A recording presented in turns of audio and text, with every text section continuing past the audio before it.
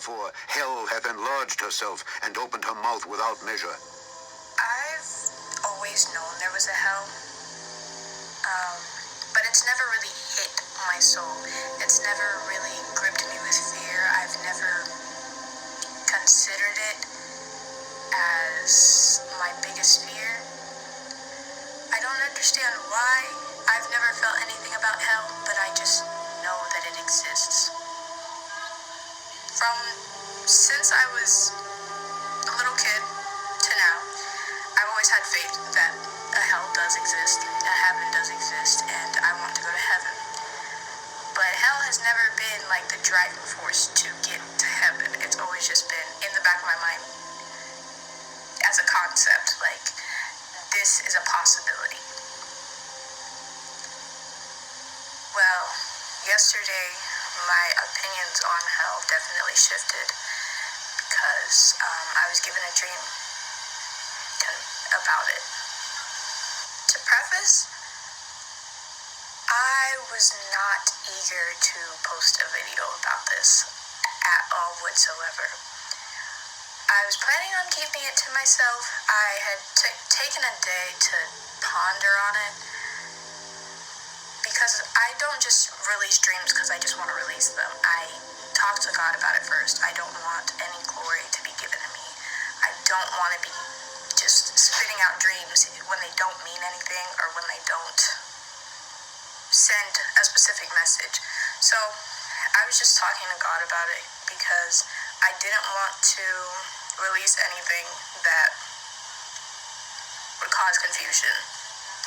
But after pondering on it for quite some time, I realized that this dream was a warning, not just for me, but for girls my age. The beginning of this dream was fuzzy. I don't exactly remember where it started, but I do know that me and many others were in this building with many, many floors. I can't even tell you how many there were, but all I know is that this building was very tall because it felt like the stairs were never ending. As we made it through this building, there were set times for this dot, this little circle to appear under our feet. This wasn't every second, every moment. This occurrence was spaced out between maybe an hour. And there were two types of colors of dots. There was a green one and there's a red one. If a red dot appeared under your feet, then you would be ambushed and taken away by these slug-like monsters. These demons appeared to be made of nothing but sludge and just tar. There's no way to explain what I was seeing, but they looked like giant chemical burns. They left sludge behind them as they trailed along, and I have no idea what they did to the people with red dots, but if you had a green dot underneath your feet, then you were good to go for the time being. And this occurrence would happen at least every hour within this dream, and it went on for so long until there was just two of us left, me and this other girl. For a clearer description on these sludge-like creatures, they were very lumpy and had warts all over them. I'm not sure how else to explain them other than a deformed frog, if that makes any sense. There was many of them just trailing along the buildings in search of anyone with red dots. It was very disturbing, to say the least. So, when it came down to me and the other girl that had survived this thus far, we were just walking around this place, just trying to figure out what we had to do next. Suddenly, it came time for the dots to appear. And these dots weren't just regular circles. They resembled more like throw a pebble into the water and it ripples. It was like a circle with smaller rings around it. Think of a target. So these dots appeared under our feet, and I looked down at hers, and hers was green, and I looked down at mine, and mine was red. Now, I wasn't immediately ambushed like the other people. As I distanced myself from this girl, I looked around, waiting to be ambushed. I felt completely lost in this moment. I was just like, what do I do now? How do I escape this? I have this red dot under me, which means something bad's gonna happen to me. But I didn't need anyone to ambush me because my feet were already carrying me towards the place that I was meant to go. And this calls back to memory Romans chapter 6, verse 16. Know ye not that to whom ye yield yourselves servants to obey, his servants ye are to whom ye obey, whether of sin unto death, or of obedience unto righteousness? Whichever God you choose to serve is governor over your body, essentially, and over your choices, over everything that you do. And in this dream, I was basically being carried by my own legs, being betrayed by my own body, because in this dream I was not shown to be serving the right person. So my legs carried me down this hallway, and eventually I made it to this odd part of the building. There were multiple bridges in front of me, and below them was a gaping hole, just one ginormous pit. These bridges weren't stone bridges, they weren't the normal bridge that you would see out and about. These were bridges that belonged in a factory. And I remember my legs just carrying me onto one of the empty ones. And as I'm standing on this bridge, I'm standing over this giant pit. You can say whatever you want about this entire dream. But as I looked into this pit, it was nothing but darkness. Just complete and utter darkness. And somewhere deep within was this pulsing red. And I just knew immediately, right then and there, that this was not normal fire. This, whatever was in there, was alive. Whatever that fire was, whatever that magma was, it was alive. Therefore, hell hath enlarged herself and opened her mouth without measure. I looked up from the hole, and I looked over onto one to my right. Excuse me. And there were a bunch of girls on each bridge. And what shocked me the most about this lineup of people was that most of them were girls my age, at least 14 to 15 years old. I remember locking eyes with one of the girls who appeared to be just an ordinary Chicano girl, and she had little hoop earrings in her ears, and she just looked at me as if she didn't necessarily know what was going to happen yet, and she didn't say anything. Another thing that I noticed about these girls is that they were essentially just naked, but they were covered from their neck all the way down to their feet in just this black oil. It's as if they put on a skin-tight leather suit, except it was just oil, black oil that covered their nakedness, but it was still like close to their skin. So it was very odd, and I was wondering why I wasn't dressed this way. The other girls, they were just standing there, just waiting. So I turned from them back in front of me, and I see this priest-like person, and this thing is much taller than me, and it gave off both masculine and feminine energy. It was the most confusing demon I've seen in my entire life. The reason why I address it as a demonic priest is because he was wearing robes as if he or she were a priest.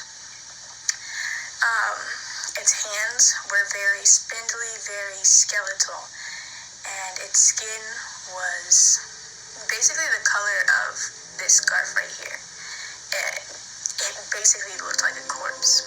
It had a hood on, and the shadow that the hood casted, it just was so thick that you could not see its face. But I knew that its mouth was moving, and I knew it was saying something, but I couldn't hear anything that it was saying. As I looked back to my right, there were these demonic priests in front of each and every one of the girls. And at this moment, I'm still confused. I'm still wondering what's about to happen. And I get even more confused because as I'm standing there, my body begins to morph into those slug monsters that I mentioned before. And what was odd about this was that I remained the same stature that I am now in my spirit, but I had to watch my body melt and morph into this disgusting slug-like creature. And in this moment, I realized that this is what sin looks like. It does not look pretty at all. And I just watched as it, from my spirit, watching my body just completely morph. It was the most disturbing thing I've ever had to witness. I'm not even gonna lie. And as we stand on this bridge, the girls are literally just watching this happen to me, and I'm still confused because I don't know whether I'm spirit or physical. It's just a lot going on. Eventually, I looked into the pit again, and it's now brighter with fire, as I don't even know when this took place, but the black pit I was once looking in was now slowly being consumed by fire. The fire it's like it was rising up out of this pit.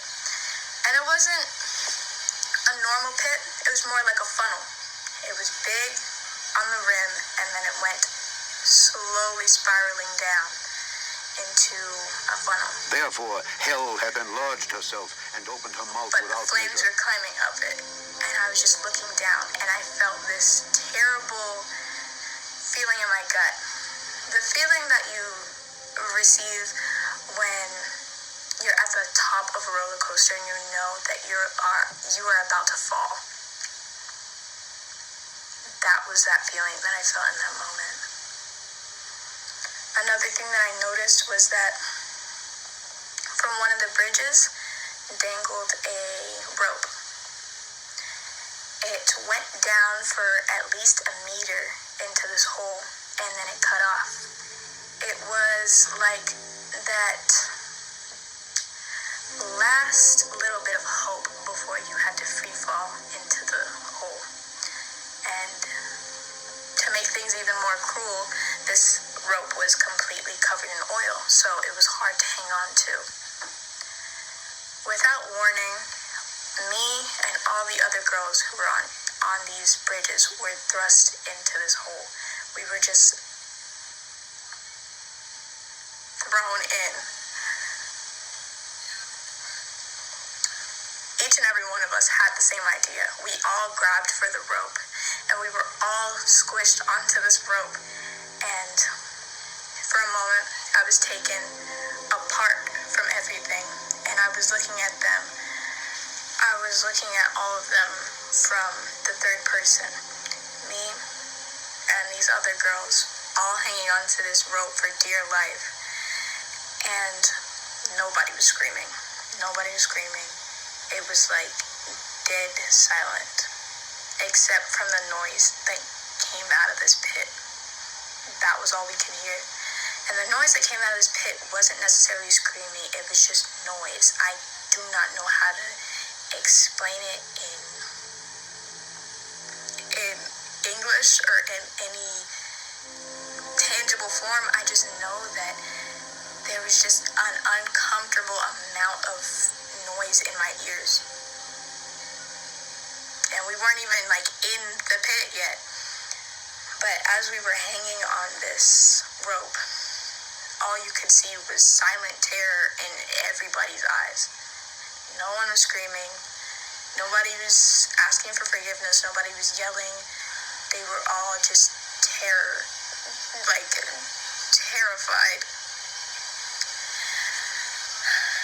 We hung on to the rope for as long as we could, but since it was completely covered in this black oil, we slipped off.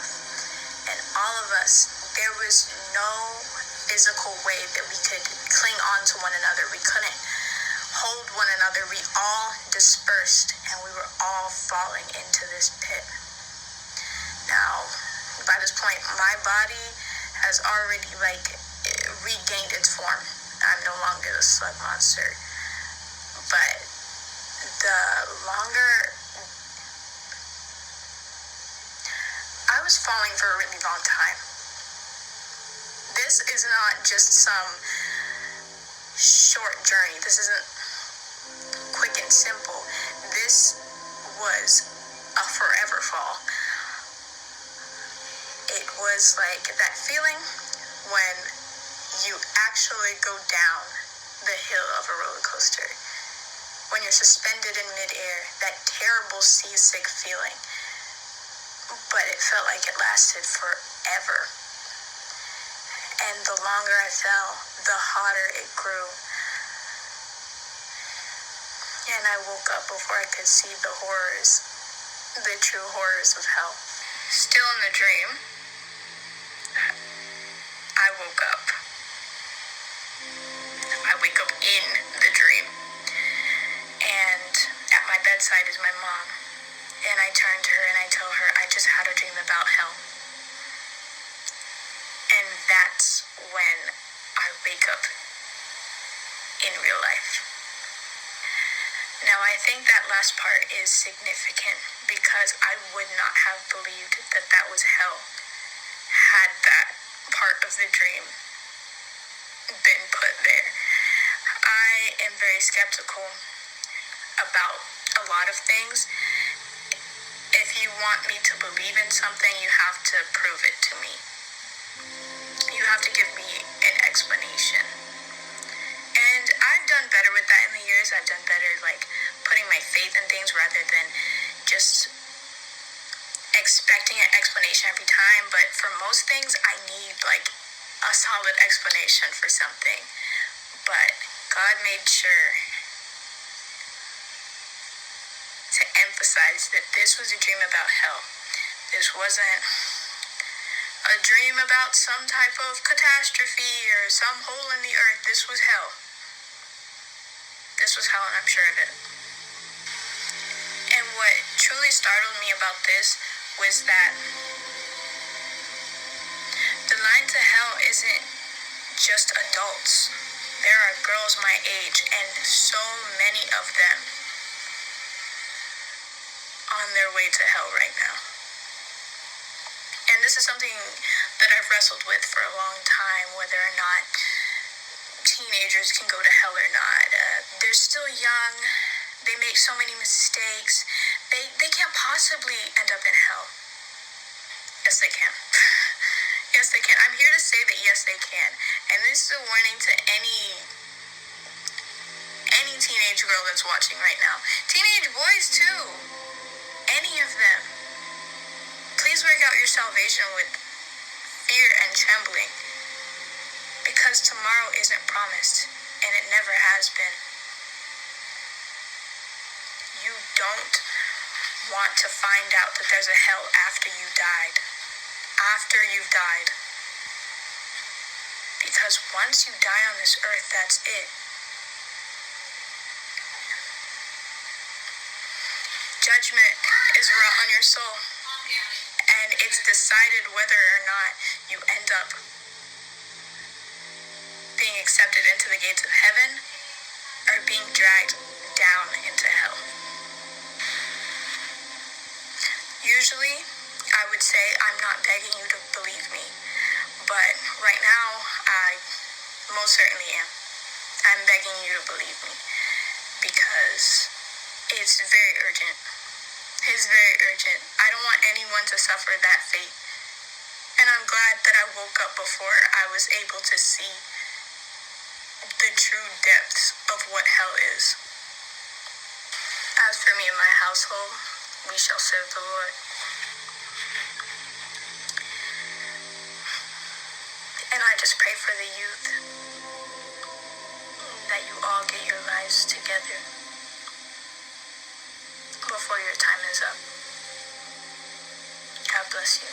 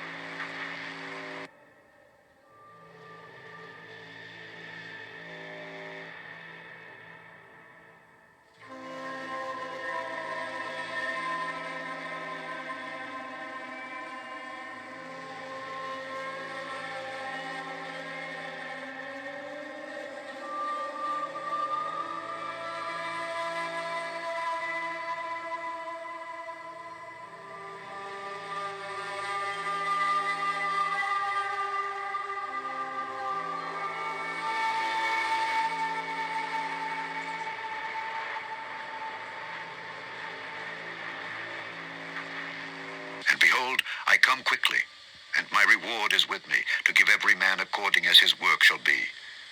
I am Alpha and Omega, the beginning and the end, the first and the last. Blessed are they that do his commandments, that they may have right to the tree of life, and may enter in through the gates into the city. For without are dogs, and sorcerers, and whoremongers, and murderers, and idolaters, and whosoever loveth and maketh a lie. I, Jesus, have sent mine angel to testify unto you these things in the churches. I am the root and the offspring of David,